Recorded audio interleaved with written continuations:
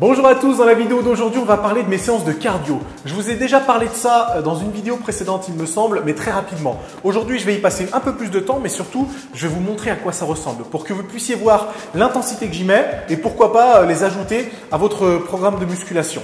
Si vous me suivez, vous savez que le cardio je le fais en fractionné, c'est-à-dire en haute intensité. Je fais très rarement, voire jamais, du cardio à intensité modérée, c'est-à-dire 45 minutes ou 50 minutes sur une même machine sans aller trop rapidement. Je préfère le cardio à haute intensité parce que d'une, ça prend moins de temps.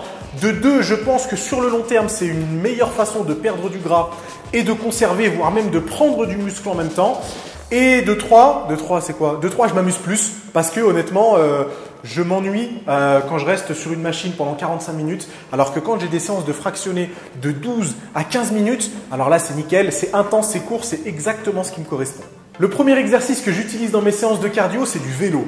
Le vélo, j'aime bien l'utiliser parce que c'est le seul outil qui me donne une congestion aussi intense, une sécrétion d'acide lactique aussi désagréable. L'acide lactique, c'est cette sensation de brûlure que vous ressentez quand vous faites certains exercices de musculation, la plupart du temps en série un peu plus longue que d'habitude. Et l'acide lactique, la sécrétion d'acide lactique, c'est une bonne chose entre guillemets parce que c'est lié à la sécrétion d'hormones de croissance. Qui dit hormones de croissance dit plus de muscles et moins de gras. Donc c'est exactement ce qu'on cherche à faire sur des séances de fractionné.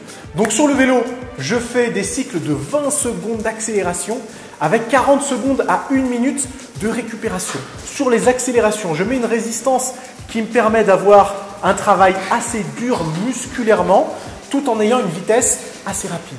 Et du coup, justement, c'est ça qui me provoque la congestion et la sécrétion d'acide lactique et c'est ça qui m'intéresse au final.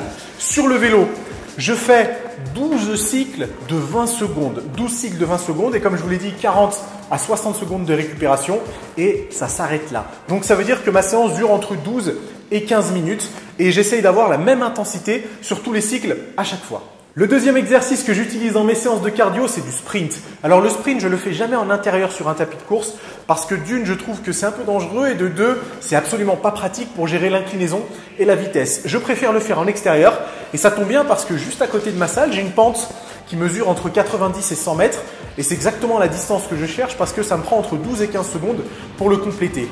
12 et 15 secondes, c'est un peu plus court que le vélo et c'est un peu plus court que mes autres exercices dont je vais vous parler juste après. Mais honnêtement, ça me suffit parce que ça me permet d'avoir une intensité maximale. Et c'est surtout ça que je cherche. Si vous faites du cardio à intensité élevée, en fractionné, il ne faut pas chercher à faire des accélérations d'1 minute 30, 2 minutes. Il faut que ce soit court, intense et il faut que ce soit intense sur toutes les phases, c'est-à-dire qu'il ne faut pas que vous soyez capable d'accélérer juste sur le premier ou la deuxième phase, il faut que vous puissiez faire ça 12 fois de suite. Et c'est pour ça que pour le sprint, justement, non seulement j'ai des distances, des temps d'effort un petit peu réduits, mais j'ai surtout des récupérations un peu plus longues. Donc je vais faire la montée en sprint et je vais descendre en marchant tranquillement, ce qui va me prendre entre 50 et 60 secondes. Pour les sprints, je ne fais pas 12 sprints, en général j'en fais juste 10. Ça suffit largement à avoir un bon travail cardio, un bon travail musculaire, parce que je peux vous dire que sur la chaîne postérieure, je suis congestionné à mort. Et en général, quand je dépasse les 10 sprints, l'intensité commence à réduire, à redescendre. Et comme je vous l'ai dit, c'est pas ce qu'on cherche. Le troisième exercice, je l'ai intégré il n'y a pas très longtemps, c'est du kettlebell. C'est des swings au kettlebell. Les kettlebells, malheureusement, toutes les salles n'en sont pas équipées. Mais c'est un super outil non seulement pour travailler le cardio, mais aussi si jamais vous cherchez à perdre du gras en association justement avec une diète adaptée. Et en fait, les kettlebells, ce qui m'a donné l'idée, c'est que j'ai vu quelques articles qui parlaient de la dépense calorique, des sécrétions hormonales qui accompagnaient un entraînement avec des swings. Et je me suis dit, ça pourrait être une bonne chose de tester pour voir un peu mes sensations. Et j'aime beaucoup ça. Le seul souci, c'est que le seul kettlebell que j'ai, celui que vous voyez sur la vidéo de démonstration, c'est un kettlebell de 16 kg. C'est un tout petit peu léger. Donc j'ai décidé d'adapter les temps d'effort pour que justement je garde un travail cardio à haute intensité. Donc je fais des cycles de 30 secondes d'effort avec 15 secondes de récupération. Donc des récupérations très courtes, ce qui me permet d'intensifier un petit peu le travail et d'avoir justement un effort de haute intensité sans forcément utiliser des charges très très lourdes. Pour le kettlebell, je ne fais pas un nombre de cycles, j'en fais pendant 15 minutes. Donc je fais un maximum de cycles, un maximum de swing pendant les 15 minutes. Je ne suis pas un pro du swing, niveau exécution, je ne sais même pas si je le fais bien, je me suis juste inspiré de ce que je voyais sur internet. Mais honnêtement, à la fin des 15 minutes, ça me donne un super travail et jusque là, au niveau des sensations, j'en suis très satisfait. Donc, je vais continuer à l'intégrer à mes séances de cardio. Le dernier exercice que j'utilise dans mes séances de cardio, c'est le rameur. Alors le rameur, c'est particulier. J'ai une relation un petit peu spéciale avec cette machine. D'un côté, je la déteste parce que je pense que c'est la chose la plus dure qui m'a été donnée de tester. Et d'un autre côté, j'aime beaucoup en faire parce que c'est à mes yeux ce qui donne les meilleurs résultats. Encore une fois, les sensations, préparez-vous si jamais vous décidez de faire vos séances de cardio dessus. Les sensations sont juste horribles.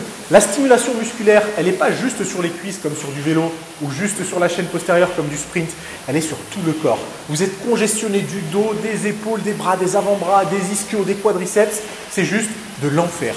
Et pour le rameur, je fais 200 mètres de distance, ce qui me prend entre 32 et 35 secondes avec 1 minute de récupération à chaque fois. Pourquoi je fais 30 secondes et je ne fais pas un peu moins? Parce que le rameur, il faut un tout petit peu de temps pour le mettre en route, entre guillemets. Et si je faisais que des accélérations sur 100 ou 150 mètres, j'ai l'impression de ne pas travailler à 100% de mes capacités. Donc j'ai décidé d'allonger un petit peu le travail et j'en suis pas déçu parce que c'est ce qui me donne les meilleures sensations.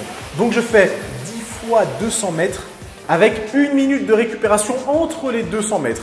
Je ne vais pas vous mentir, à partir de la 6e, 7e, j'allonge un tout petit peu les récupérations parce que c'est comme pour le sprint, ce qui m'intéresse, c'est l'intensité de l'effort. Et ce n'est pas forcément arriver à faire 10 accélérations avec un temps de récup donné. Si jamais mon intensité descend, ce n'est pas une bonne nouvelle. Donc je préfère augmenter un tout petit peu les temps de récupération. Le rameur, je vous le répète encore une fois, préparez-vous mentalement, préparez-vous physiquement parce que vous allez vous sentir très très mal. Mais je peux vous dire que régulièrement, vous allez avoir des résultats exceptionnels. Point de vue fréquence d'entraînement, ce type de cardio, je l'utilise en général 4 fois par semaine. Ça peut paraître beaucoup, mais comme je vous l'ai dit, c'est des séances très courtes. Et ça m'arrive de le faire après ma séance de muscu, mais en général, c'est dissocié. Je fais la muscu le matin et je peux faire ma séance de cardio l'après-midi. Après, à vous de tester, voir ce que ça donne. Vous n'êtes pas obligé de commencer avec 10 accélérations au vélo, 10 fois 200 mètres au rameur. Vous pouvez réduire ça, commencer avec 4 ou 5 accélérations si jamais vous n'avez jamais testé ce genre de travail et peut-être augmenter de semaine en semaine. Parce que d'une, ça vous permettra de progresser et de deux, ça vous évitera d'être dégoûté de ce genre de choses parce qu'honnêtement, c'est très difficile. Point de vue physique, point de vue mental, je pense que c'est plus difficile que de la musculation parce que honnêtement, au bout d'un moment, on a envie de tout lâcher tellement c'est difficile. Surtout quand vous faites du rameur. Donc dites-moi ce que vous en avez pensé, testez ces séances et donnez-moi vos sensations. Si jamais vous avez aimé, continuez à partager la vidéo, mettez un petit pouce bleu et puis on se retrouve très bientôt pour une séance de muscu ou une séance de cardio.